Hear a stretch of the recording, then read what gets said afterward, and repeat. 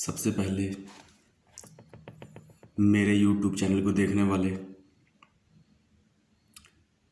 मेरे प्यारे विद्यार्थियों, आप सभी को मेरा तहे दिल से नमस्कार। और मैं दुआ करता हूँ कि आप सभी कुशल मंगल होंगे। मैंने अपना ये जो यूट्यूब चैनल चलाया है, प्रोफेसर के बुक लवर, ये एक ऐसा चैनल है जो आपको हर वीक एक जानी मानी बुक का रिव्यू देगा कि उस बुक में जो ऑथर है उसने क्या लिखा है, क्यों लिखा है। एक तरह से हम उसका एनालिसिस भी करेंगे। और इसमें जो बुक्स होंगी वो लगभग सारी सोसाइटी से जुड़ी होंगी, चाहे वो हिस्ट्री है, चाहे वो पॉलिटिकल साइंस है, चाहे वो सोशियोलॉजी है, या कोई दूसरी बुक भी लिटरेचर की भी, और जो किसी न किसी सामाजिक मुद्दे को छू रही होंगी। तो आज उसी कड़ी में मैं एक बुक रिव्यू आपके सामने लेके आया हूँ। ये जो बुक है रामचंद्र गुहा की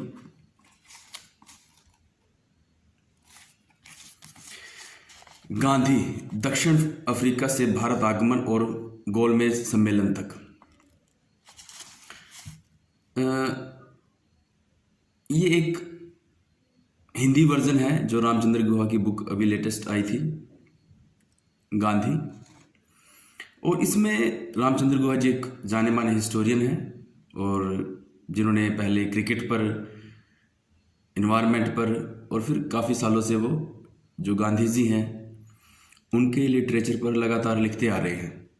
और रामचंद्र गुहा जी की बात को एक ऑथेंटिक बात कहा जाता है क्योंकि वो एक जाने माने हिस्टोरियन है।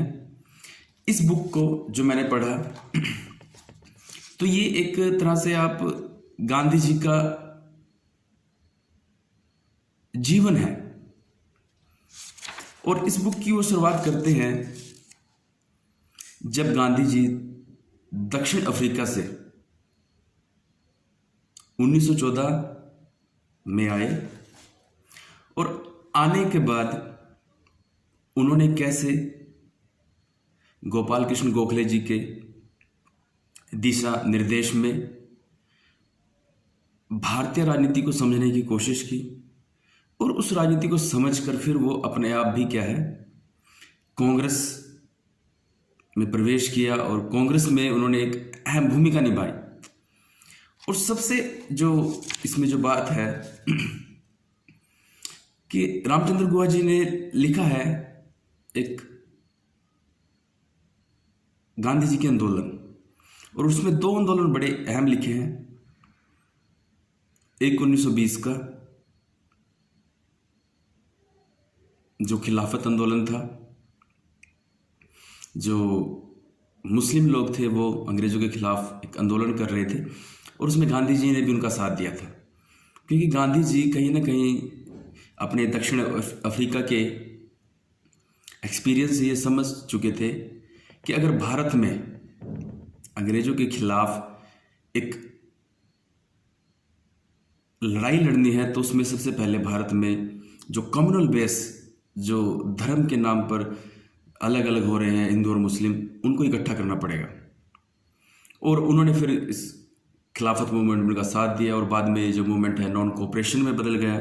लेकिन बाद में आप सबको पता भी है कि चोरा चोरी का कांड हुआ, और उस चोरा चोरी के कांड में गांधी जी ने नेहरू, वल्लभ भाई पटेल और मोतीलाल नेहरू जी को इग्नोर कर और एकदम क्या है, अपना नॉन कोऑपरेशन जो मूवमेंट है वो बंद कर दिया। दूसरा जो मूवमेंट है वो 1930 में करते हैं, जो नमक के लिए करते हैं वो, क्योंकि अंग्रेजों ने जो है नमक पर बहुत टैक्स लगा दिया था। इस मूवमेंट को गुहा जी ने बड़े अच्छे तरीके से वर्णन किया है कि कैसे इस मूवमेंट में हुआ। एक्चुअली जब गांधी जी इस मूवमेंट की तैयारी कर रहे थे तो मोतीलाल नेहरू और उनके जो दूसरे सहयोगी थे सुप्रू, वो इतने कॉन्फिडेंस नहीं थे कि नमक भी एक मुद्दा बन सकता है। लेकिन गांधी जी कहीं ना कहीं इस बात को जानते थे कि नमक जो है वो एक आम आदमी से जुड़ा हुआ है। और क्योंकि एक बार उन्होंने कहा भी था कि आम आदमी के लिए हवा पानी के बाद जो तीसरी अहम चीज़ है वो नमक है। और नमक के लिए उन्होंने एक लंबा रास्ता चला था अहमदाबाद में, साबरमती के आश्रम से पास में ही था एक, लेकिन वो फिर भी दांडी पे गए और दांडी में उन्होंने जो नमक बनाया, वो नमक बनाकर उन्होंने क्या किया, जो अंग्रेज़ थे उनकी मोनोपोली तोड़ी। इसके जब वो दांडी पे नमक बना रहे थे, इसके साथ साथ जगह जगह पर लोगों ने भी क्या है उनके समर्थन में नमक बनाया, जो प्राकृतिक नमक था। इसके बाद जो है गांधी जी को अंग्रेजों ने पकड़ लिया और उनको यरवदा जेल में डाल दिया। और यहाँ यरवदा जेल से लेकिन तभी एक गोलमेज सम्मेलन होने जा रहा था, जो ये डिसाइड करता, क्योंकि मोतीलाल नेहरू जी की रिपोर्ट के बाद जो अंग्रेज़ थे वो इस बात पर सहमत हो गए थे कि कहीं ना कहीं अब जो भारतीय हैं उनको अपने संविधान के बारे में सोचना चाहिए। और उस संविधान वो कैसा होगा, उसमें दलितों का क्या स्थान होगा, माइनॉरिटीज़ का क्या स्थान होगा, कैसे लॉ एंड ऑर्डर होगा, उन सब बातों को लेकर एक गोलमेज सम्मेलन होने जा रहा था। लेकिन ये जो गोलमेज सम्मेलन हुआ 30 में, गांधी जेल में थे और कांग्रेस ने इस सम्मेलन का बायकॉट किया। अंबेडकर जिसमें सम्मेलन में गए और बाद में लॉर्ड इरविन का समझौता होता है। लॉर्ड इरविन का जो समझौता है उसमें कुछ लोगों का ये भी मानना है कि गांधी ने जो शहीद आज़म भगत सिंह हैं उनकी फांसी को रोकने के लिए कोई कदम नहीं उठाए, जबकि ऐसा नहीं है। रामचंद्र गुहा जी बड़े साफ शब्दों में इस बुक में लिखा हुआ है कि गांधी ने लॉर्ड इरविन को एक सिफारिश की थी कि ये जो युवा हैं इनकी जो फांसी है वो माफ़ कर दी जानी चाहिए। उनका ये भी मानना था कि फांसी एक ऐसी पनिशमेंट है कि जिसको बाद में ठीक नहीं किया जा सकता। हो सकता है कि इन फ्यूचर में ऐसा कुछ हो जाए, ये जो फैक्ट्स हैं वो चेंज हो जाए और लगे कि जिस क्राइम के लिए भगत सिंह और उसके साथियों को फांसी की सज़ा दी जा रही है वो क्राइम साबित ना हो पाए, लेकिन फिर फांसी की सज़ा को बैक नहीं किया जा सकता। तो गांधी जी ने अपनी तरफ से बड़ी कोशिश की। और जो भी व्यक्ति गांधी जी को जानना चाहता है तो मेरा तो रिकमेंडेशन है कि वो इस बुक को पढ़े, बहुत अच्छी बुक है। थैंक यू सो मच दोस्तों। और प्लीज़ मेरी आपसे रिक्वेस्ट है, क्योंकि मैं कंटेंट को लेके चल रहा हूँ, कि मेरे जो चैनल है इसको आप ज़्यादा से ज़्यादा सब्सक्राइब करें। और क्योंकि समाज में एक बहुत जो यूथ है वो अजीबोगरीब कंटेंट के पीछे पड़ा हुआ है।